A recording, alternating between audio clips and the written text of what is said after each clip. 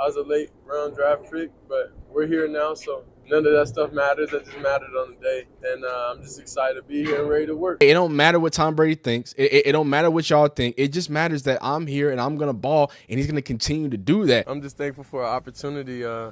Things could have been a lot worse, but I'm here smiling in front of you all. Shedeur Sanders just finished his first ever press conference with the Browns, so we're going to get into that, react to some of those things and some of the high points, but more importantly, after the first day of the Browns rookie minicamp yesterday and leading in today, of course, there's so many storylines to get into. We got people asking Kevin Stefanski, why did Dylan Gabriel start the first team reps? We got people wondering, hey, is Shedeur Sanders just throwing a wobbly ball? Are Cleveland Browns just using Shedeur Sanders? So many narratives, and I have to brace yourself. If you're a Browns fan, it's only gonna get worse. If you're a Shedeur fan, hey, keep doing what you're doing. It's a great time. And then if you're just an outsider NFL or just football fan watching this, I think this is a cause for the reason why some people were making reasons to be mean, or not be mean, but to discount Shedeur. When at the end of the day, and Shedeur is even going to say this in the press conference, he talks about it, it's like a lot of the stuff that y'all say about him, y'all don't actually think about him, because we're going to watch him in this press conference.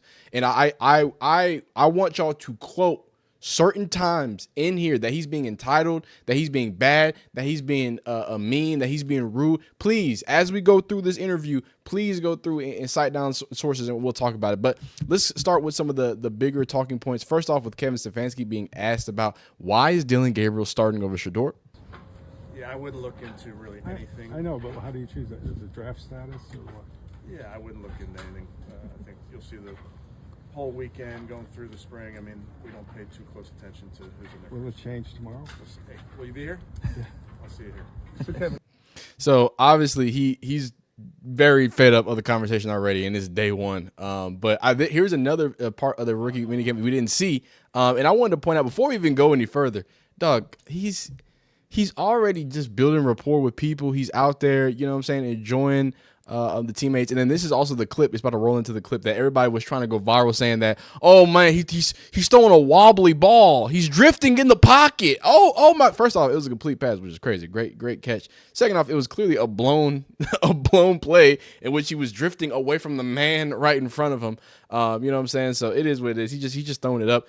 Clearly it's day one, so let him figure it out. That one seemed to have enough zip on it. You know what I'm saying? And people were getting after me because I said Shedeur had inconsistent zip. Maybe I misspoke, guys. I never said he can't throw a great ball. I'm just saying that when you get to bigger balls in the NFL, there's going to be conversations ahead. Now, some people have reports of Shedeur Sanders looking crispier in the first day. Some people said Dylan Gabriel looks slightly crispier. So it seems like there is, regardless if you're a Browns fan, I think you're getting the best of both worlds, because it doesn't seem like anybody's doing too bad.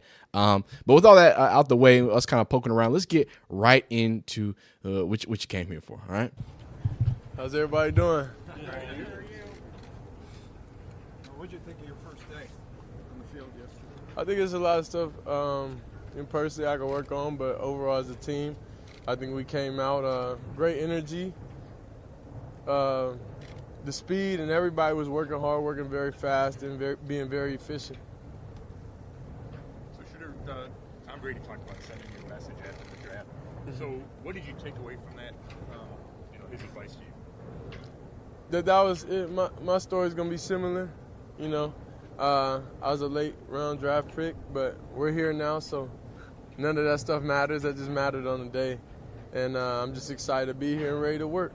I know it's early, but have you been able to gravitate towards someone, attach yourself to someone in this building in your time here already? Yeah, I say it's only really rookies in the building right now, and all of them real cool, and they got great personalities. So I'm glad to have that team bonding, that team chemistry back, being, on your own with Pro Day and with the combine and everything is more individual for that. So being around that team environment, I'll say, is the best right now. Shedeur, not many rookies or draft picks have the opportunity to have the President of the United States going to bat for you in the middle of the draft. So what was that like for you? Oh, no, I was truly thankful. For it, including him. There was a lot of fans, a lot of people in barber shops, a lot of hairstylists. There was a lot of just fans, of of me and of my craft and of my family that was there to support. So I was just thankful that I have that foundation overall, just as people, and we all could come together as one. Shedeur, you have incredible popularity. You're just starting your career, and you're immensely popular. Why do you think that is? Why do you think? You're likable. Why do you think? I guess that's what it is. I just be myself every day. You know, I can't control what's external. I can only control what's internal. But with that, Shedeur, how do you block all that stuff out and be a football player? By doing what my dad raised me to do since I was like 5 years old. You know, I seen it. I seen what he was able to do, and I have a lot of great resources and mentors, you know, to keep me on the right track. And especially coming in this building, we have great coaches in the building, able to, you know, keep me focused, keep me in a straight and narrow line. What's the balance between knowing you're competing and wanting to be the starter here for a long time, but also being right here, just getting started? Well, of course, it's day by day. I just find something I want to perfect and just perfect it to the best of my abilities, and that's all I really focus on, and just being there, just being a leader, being a great teammate, doing what I need to do whenever it is. So I'm just thankful for an opportunity. Things could have been a lot worse, but I'm here smiling in front of you all at this facility right now. Shedeur, what's your interactions been like with Dylan since you guys have gotten into the building together? Cool, normal. Yeah, it's been normal. There go the media he's a real cool, guy overall. Yeah, you could tell he's he always have a great mood. You know, he's always in a good mood. I only been around 2 days though, but he always have a great mood. But overall, I could tell, you know, he's a pretty good person. And they're going to continue going. But just before, I know y'all hate when I stop the interviews to talk, but just pay attention because they're going to keep trying to poke and prod at this Dylan Gabriel's thing.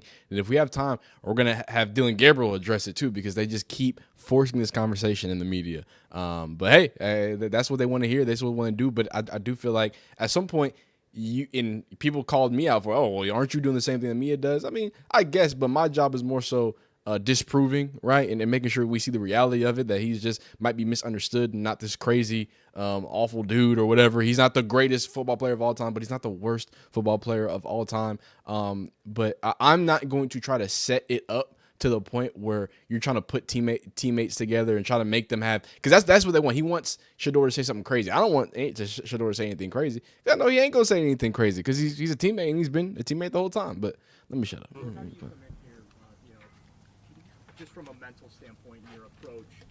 5th round pick, they did draft Dylan 2 rounds in front of you, and you come into basically a 4-man there you go quarterback competition for potentially a starting job in your rookie year.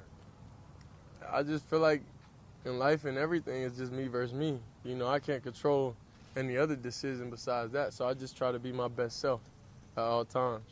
Shedeur, can you talk about the community work you've done so far here since you've gotten to Cleveland? Yeah, so typically every state I go to, I don't really be on like social like that. I got people that just run it for me and stuff.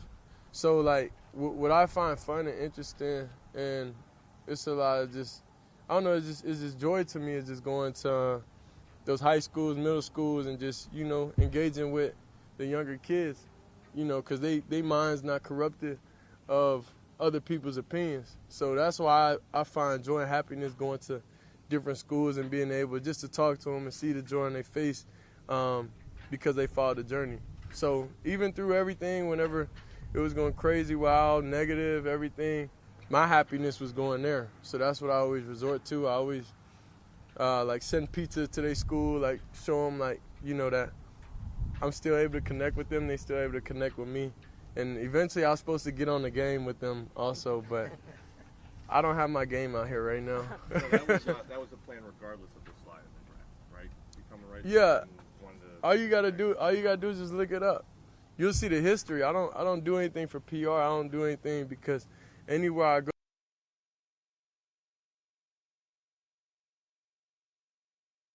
go, you know, cameras will come.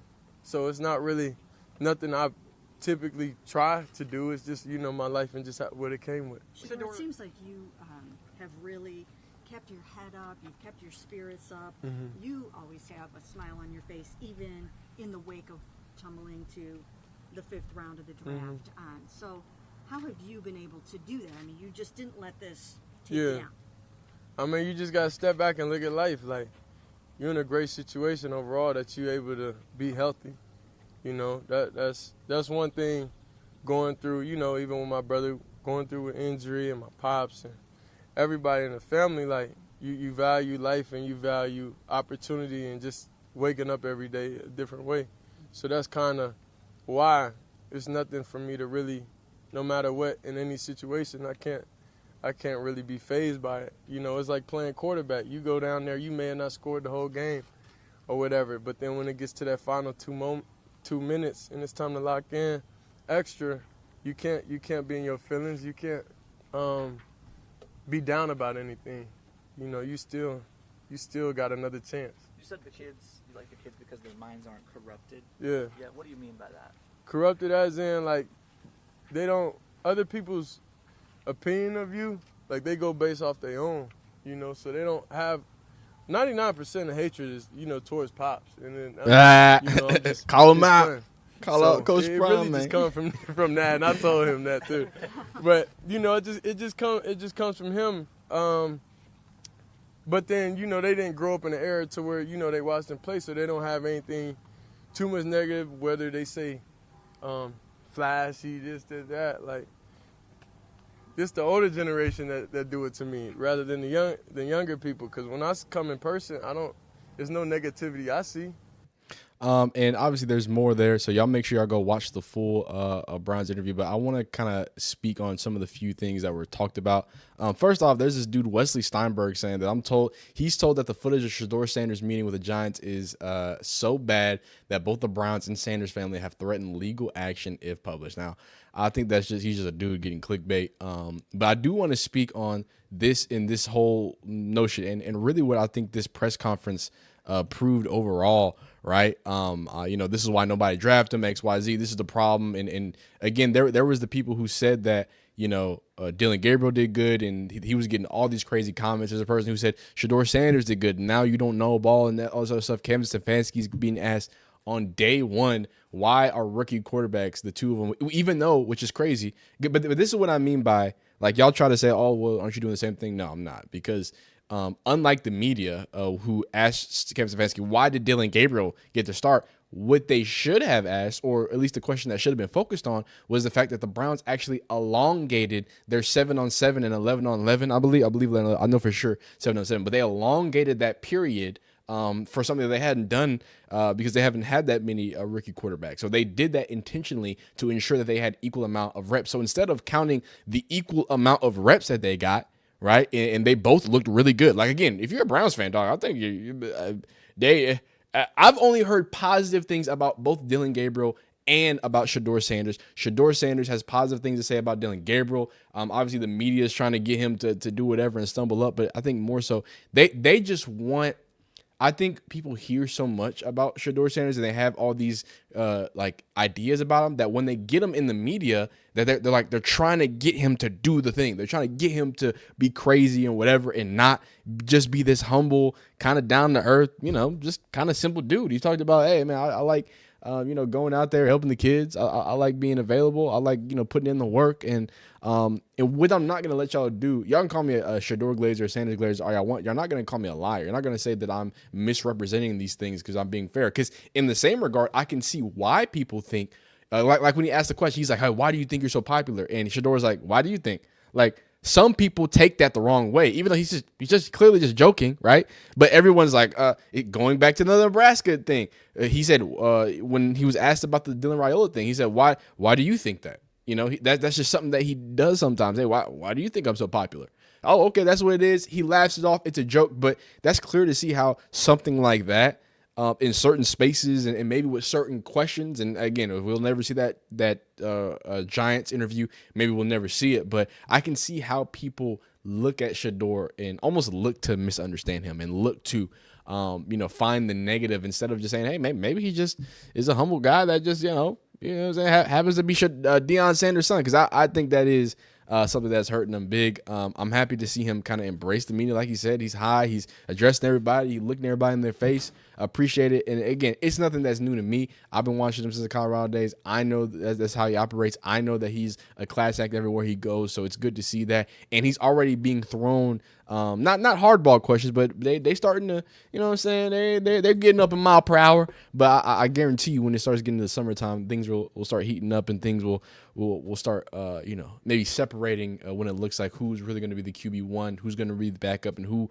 might be, vying to either get traded or, not even making the team. So we'll see. But that's it. Just real quick here. I'm probably make another video at the end of everything when everything kind of wraps up and rookie minicamp ends, and then going into the next minicamp just to kind of touch bases. But that was Shedeur Sanders kind of speaking on some of the things. And again, like I said, I think the biggest things here was the quarterback position. He says, I feel like against Dylan, the day 3 slide. He says, Shedeur Sanders on the 4 quarterback competition. He says, I just feel like in life, everything is just me versus me. Very Shedeur Sanders. He also addressed his slide at day 3. My job here isn't to prove people wrong. It's to prove myself right. Shedeur Sanders on why he picked number 12, and he'll try to buy the number 2. I was the best number available for me. I'm not trying to buy anything. My signing bonus ain't that high. This is somebody who is told you that, hey, it don't matter what Tom Brady thinks. It don't matter what y'all think. It just matters that I'm here and I'm gonna ball, and he's gonna continue to do that. And hey, I don't know who else can't root for something like that. But hey, man,